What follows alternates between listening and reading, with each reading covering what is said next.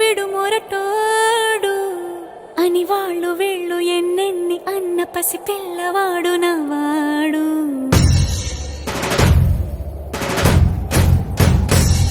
విడుముండోడు అని ఊరు వాడ అనుకున్న గాని మహారాజు నాకు నవ్వాడు.